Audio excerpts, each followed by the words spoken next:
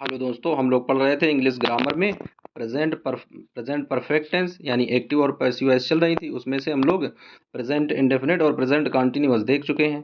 अब आइए हम लोग देख लेते हैं प्रेजेंट परफेक्ट टेंस की किस तरीके से एक्टिव से पैसिव वॉइस बनाते हैं। तो देख लेते हैं सबसे पहले कि हेल्पिंग वर्ब क्या क्या प्रयोग करते हैं। तो प्रेजेंट परफेक्ट टेंस में जब भी पैसिव वॉइस हम लोग बनाते हैं प्रेजेंट परफेक्ट टेंस की, तो पैसिव वॉइस बनाने के लिए हेल्पिंग वर्ब सिंगुलर सब्जेक्ट यानी एक वचनकर्ता के साथ हैज लगाते हैं और बहुवचनकर्ता यानी प्लूरल सब्जेक्ट के साथ में हैव लगाते हैं और उसके साथ में क्या करते हैं, बीन जोड़ देते हैं। उसके बाद में देख लेते हैं मेन वर्ब की सदैव थर्ड फॉर्म का प्रयोग करते हैं।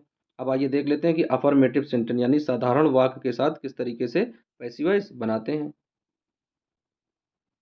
तो दिया गया है रूल नंबर 1। सबसे पहले दिया गया ऑब्जेक्ट, यानी सबसे पहले क्या बनाएंगे, कर्म बनाएंगे। कोई भी अगर वाक्य दिया गया, कोई भी सेंटेंस दिया गया, तो उसका ऑब्जेक्ट जो है वो सबसे पहले लिखेंगे। फिर ऑब्जेक्ट के अनुसार उसमें हैज लगाएंगे। ऑब्जेक्ट यदि सिंगुलर होगा तो हैज का प्रयोग करेंगे, ऑब्जेक्ट यदि प्लूरल होगा तो हैव का प्रयोग करेंगे। ऑब्जेक्ट मीन्स यानी कर्म, कर्म यदि एक वचन होगा तो हैज आएगा और कर्म यदि बहुवचन होगा तो हैव आएगा। और उसके साथ में क्या करेंगे, बीन जोड़ देंगे। उसके बाद में वर्ब की थर्ड फॉर्म का प्रयोग करेंगे और अंत में बाई लगाकर सब्जेक्ट यानी कि कर्ता लिख देंगे। देख लेते हैं एग्जाम्पल इसका। तो पहला एग्जाम्पल दिया गया, सी हैज़ फिनिश्ड हर वर्क। अब इसमें देखते हैं कि ऑब्जेक्ट क्या है। तो इस सेंटेंस का जो ऑब्जेक्ट है वो ऑब्जेक्ट दिया गया है शी, सब्जेक्ट दिया गया है शी और शी के अनुसार इसका जो ऑब्जेक्ट है वो दिया गया है हर वर्क। तो अब जब इसकी पैसिव वॉइस बनाते हैं तो पैसिव वॉइस में सबसे पहले ऑब्जेक्ट रखते हैं, तो ऑब्जेक्ट आ जाएगा हर वर्क। तो यहाँ पर स्टार्ट करेंगे हर वर्क। अब हर वर्क जो है वो एक वचन यानी सिंगुलर में आता है, तो यहाँ पर साइक्रिया आ जाएगी हैज़ बीन। और फिनिश्ड ऑलरेडी यहाँ पर थर्ड फॉर्म दी गई है, तो फिनिश्ड की जगह फिनिश्ड आ जाएगा। बाई सी को हर में बदल देते हैं, तो बाई सी को हर में लिख दिया। दूसरा देख लेते हैं। दूसरा दिया गया है, we have gone to Agra. अब यहाँ देख लेते हैं, तो इसका ऑब्जेक्ट जो है वो आगरा दिया गया है, तो यहाँ पर आगरा आ जाएगा सब्जेक्ट के रूप में।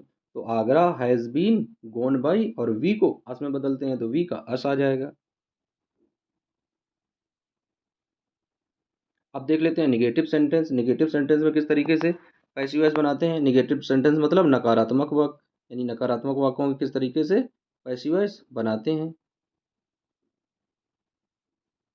तो नकारात्मक वाक्य देख लेते हैं।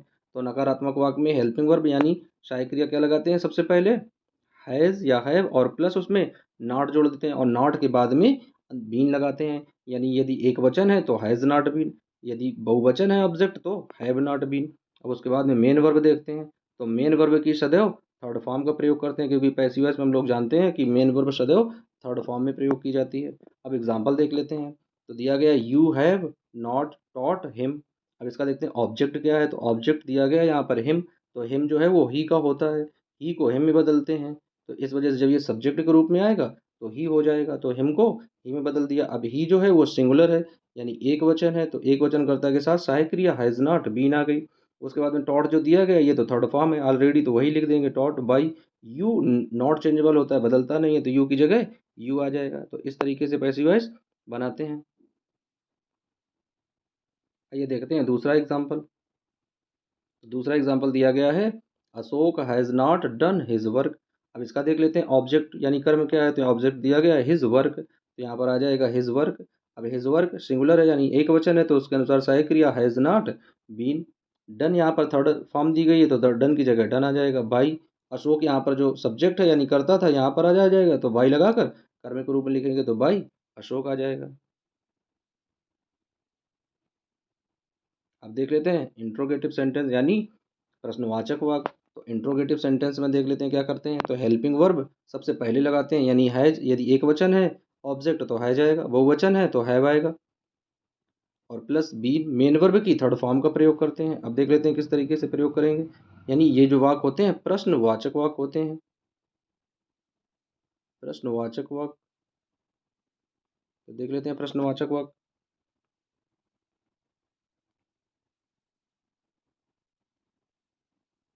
अब रूल देख लेते हैं प्रश्नवाचक वाक्य। रूल नंबर 1 है, तो सबसे पहले हैज़ या हैव लिखेंगे। यदि सिंगुलर ऑब्जेक्ट है तो हैज आएगा, यदि प्लूरल है तो हैव आएगा। उसके बाद में ऑब्जेक्ट रखेंगे, उसके बाद में बीन रखेंगे।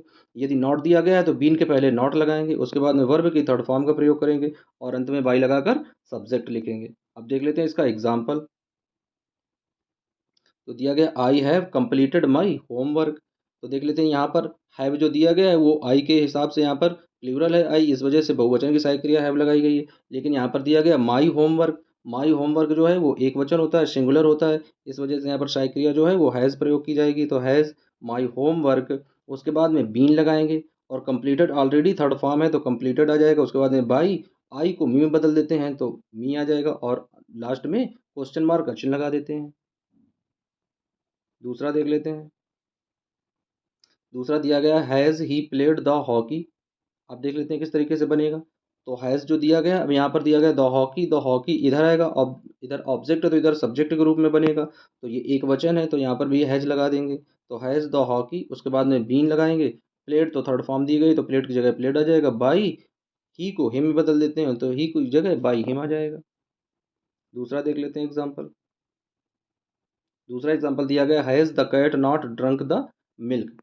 अब देख लेते हैं द मिल्क दिया गया है ऑब्जेक्ट के रूप में तो द मिल्क इधर आएगा। तो यहाँ देखो बच्चों गलती से हैज़ की जगह हैड हो गया है तो इसे थोड़ा सही कर लेते हैं। यहाँ पर लिखेंगे हैज़।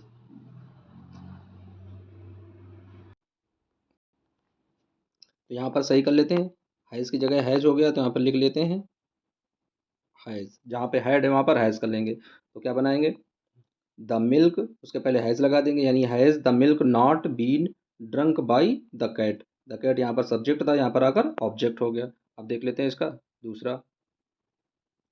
तो इसमें दिया गया रूल नंबर सेकंड होता है क्वेश्चन वर्ड यानी प्रश्न सूचक, यानी जो प्रश्न सूचक शब्द होते हैं वो पहले आते हैं, जैसे क्यों, कैसे, कौन, किसका, इस तरीके से करके। तो उनकी सबसे पहले अंग्रेजी बनाते हैं, उसके बाद में ऑब्जेक्ट के अनुसार हैज़ या हैव लगाएंगे, उसके बाद में बीन लगाएंगे, वर्ब की थर्ड फॉर्म का प्रयोग करेंगे और बाई लगाकर सब्जेक्ट लिखेंगे। आइए देख लेते हैं एग्जाम्पल इनके।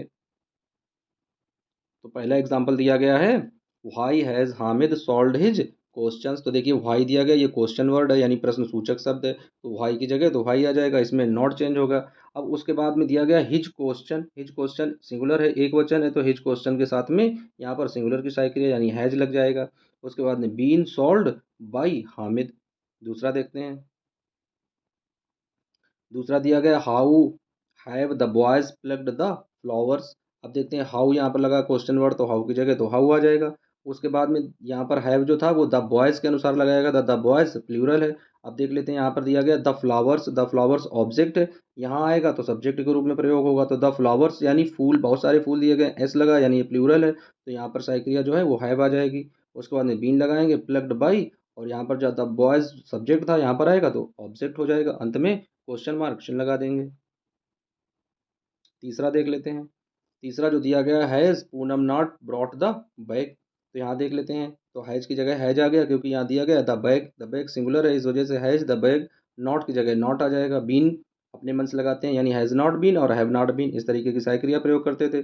ब्रॉट ऑलरेडी थर्ड फॉर्म दी गई है तो वही लगा देंगे। बाई पूनम दिया गया यहाँ पर बाई पूनम लिख देंगे। उसके बाद में देख लेते हैं जो वाक्य हु से प्रारंभ होते हैं। तो हम लोग पहले देख चुके हैं यदि कोई एक्टिव वॉइस हु से प्रारंभ होती है तो जब भी उसकी पैसिव वॉइस बनाते हैं तो बाई हुम का प्रयोग करते हैं, यानी जब भी हु से प्रारंभ होने वाली पैसिव वॉइस बनाएंगे तो बाई हुम लिखेंगे। तो हु की जगह क्या आ जाएगा, हु की जगह आ जाएगा बाई हुम। अब देखेंगे द जग इधर आएगा, इधर दिया गया ऑब्जेक्ट के रूप में, इधर आएगा सब्जेक्ट के रूप में। तो बाई होम हैज़ द जग आएगा तो द जग जो है सिंगुलर है, इस वजह से यहाँ हैज़ की जगह हैज आ जाएगा। उसके बाद में बीन लगाएंगे, उसके बाद में ब्रोकन ऑलरेडी थर्ड फॉर्म दिया गया है तो ब्रोकन की जगह ब्रोकन आ जाएगा।